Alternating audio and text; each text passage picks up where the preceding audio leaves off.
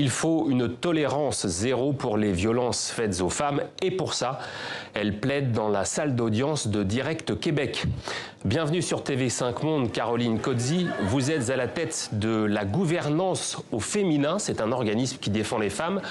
Que vous inspirent les torrents d'insultes reçus par la députée québécoise Christine Labrie et par la ministre de la Culture Nathalie Roy? Alors bonsoir, merci de me recevoir. Écoutez, malheureusement, le Québec n'échappe pas à ce fléau mondial. Ce sont des situations déplorables qu'on voit un peu partout dans le monde. On est absolument ravis de voir que la députée et la ministre ont toutes les deux porté plainte auprès de la police pour que ces personnes qui, trop souvent cachées derrière leur écran et pensent qu'elles peuvent attaquer sans jamais se faire inquiéter, attaquer des femmes, surtout au niveau de leur intégrité physique, donc des menaces de mort, des menaces de viol, des propos extrêmement violents. Et c'est la première raison pour laquelle les femmes ont de l'hésitation à s'engager en politique. Alors déjà, il nous manque de femmes dans les sphères décisionnelles, dans les sphères de pouvoir, mais en plus, dès qu'elles y vont, il y a tout un groupe vraiment à l'échelle mondiale de machos qui ont encore du mal à accepter de voir des femmes prendre des postes à ce niveau-là, qui vont les attaquer. Et c'est quelque chose qu'on voit, comme je vous le disais, partout dans le monde. J'ai eu l'occasion de rencontrer des femmes extrêmement influentes au niveau de la politique, que ce soit Marlène Schiappa en France, comme vous le savez, qui est extrêmement attaquée et qui a d'ailleurs fait condamner à 8 mois de prison avec sursis une personne qui l'a agressée il y a quelques mois, ou Hillary Clinton aux États-Unis également, dont j'ai fait l'entrevue l'année dernière, qui a subi un marasme d'attaques sur les réseaux sociaux et qui disait d'ailleurs, même si elle ne souhaite plus s'engager en politique, la meilleure façon de sortir la misogynie et le sexisme de la politique, c'est d'y faire entrer plus de femmes. Mais c'est un cercle vicieux parce que les femmes ont du mal à vouloir s'engager.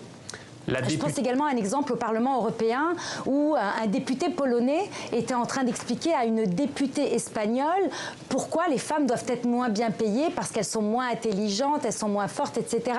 Et donc ça, c'est à visage découvert, avec son nom qui apparaît, c'est filmé. Donc il y a vraiment même des hommes qui vont pousser ça jusqu'à en parler en public. La députée Labrie et la ministre Roy sont des personnalités québécoises, elles sont connues, les médias s'en sont fait l'écho.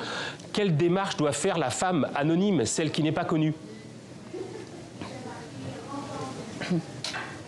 Bah, écoutez, c'est la même chose. Je pense que peu importe qui est en train de se faire attaquer, parce que vous savez, ça arrive à tout le monde.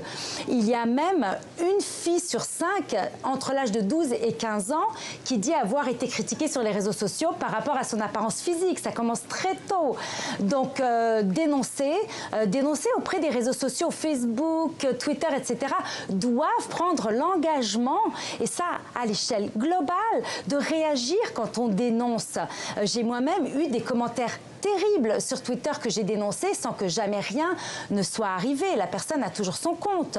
Donc il faut absolument que ces personnes agissent et ne pas hésiter à appeler la police dans des cas extrêmes pour qu'ils puissent intervenir et arrêter. Et plus on va avoir de cas de gens qui se font interpeller, arrêter, emprisonner pour des situations similaires, et moins ils vont oser le faire. Il faut agir. Caroline, vous parliez d'un problème mondial, mais vous n'êtes pas dupe, vous savez que ça ne sera pas éradiqué simplement.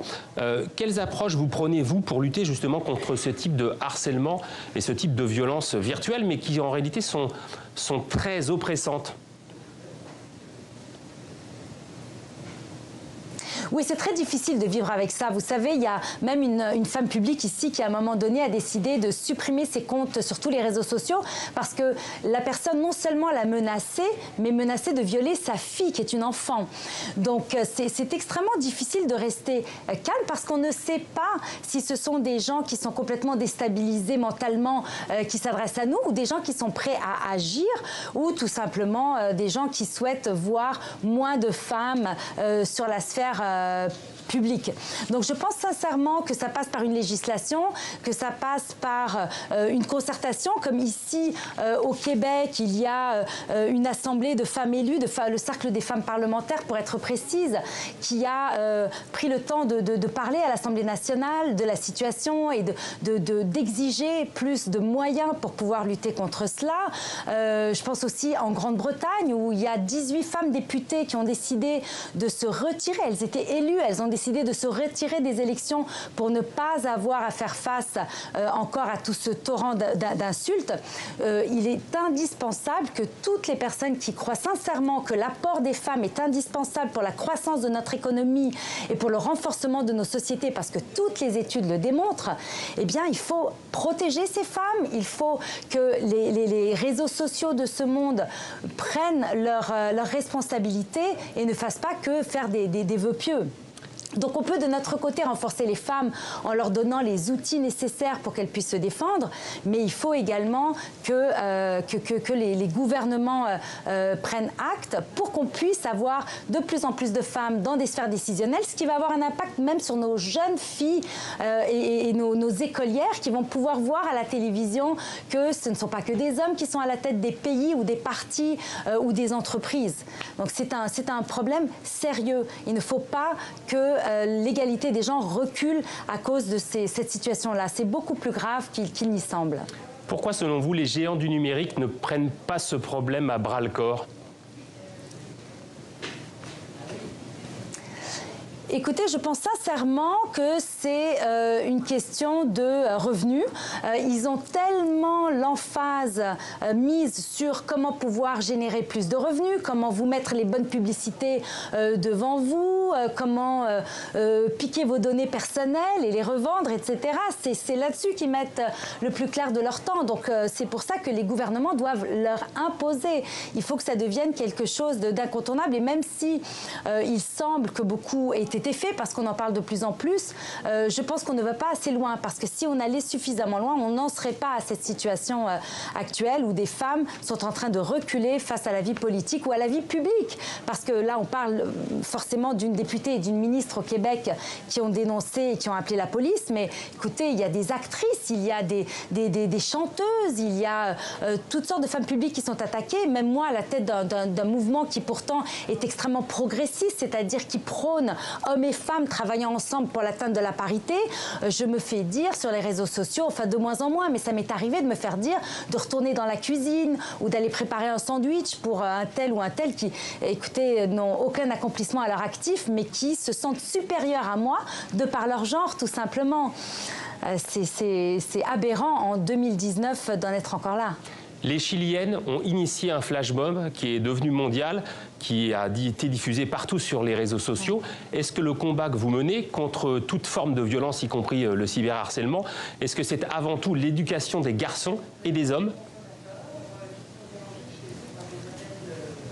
Ah ben ça passe par là aussi. Donc on doit renforcer les jeunes filles, on doit leur expliquer que leur rôle dans la vie, ce n'est pas d'être belle et de se taire, mais vraiment d'avoir un rôle actif dans la société et à tous les niveaux et dans tous les secteurs, dans toutes les industries, mais également de sensibiliser les garçons dès leur plus jeune âge sur le fait qu'ils ont le droit d'être sensibles, ils ont le droit d'avoir envie d'être un père au foyer s'ils le souhaitent, et surtout, c'est dans leur intérêt de s'entourer de personnes qui ne leur ressemblent pas forcément, comme des filles ou des personnes qui ont des orientations sexuelles autres, etc., parce que c'est ça la société, et que si ils veulent réussir dans la société de demain, ils doivent le faire aux côtés de leurs camarades filles. Donc ça passe aussi par l'éducation à l'école, ça passe également même par ceux qui fabriquent les jouets. Noël approche, si vous allez dans les magasins, essayez de trouver un jouet unisexe, c'est extrêmement difficile, c'est encore des petites poupées Barbie, même si Barbie essaye de mettre l'emphase sur la Barbie médecin, la Barbie de juge, etc. On a encore trop peu de jouets qui disent aux filles, tu peux être en politique, tu peux être ce que tu choisis d'être finalement. Et les garçons ont évidemment tout ce qui ressemble aux sphères de pouvoir comme comme jeu, comme livre, etc. Donc oui, absolument, ça passe par l'éducation, donc la famille, l'école, la garderie, et il y a beaucoup de préjugés qui sont développés dès la plus jeune enfance. Les petites filles, dès l'âge de 5 ans, commencent à comprendre qu'il y a des choses qu'elles ne peuvent pas faire. Et ça, ce n'est pas inné, c'est la société qui le dicte, c'est la société qui leur donne cette impression.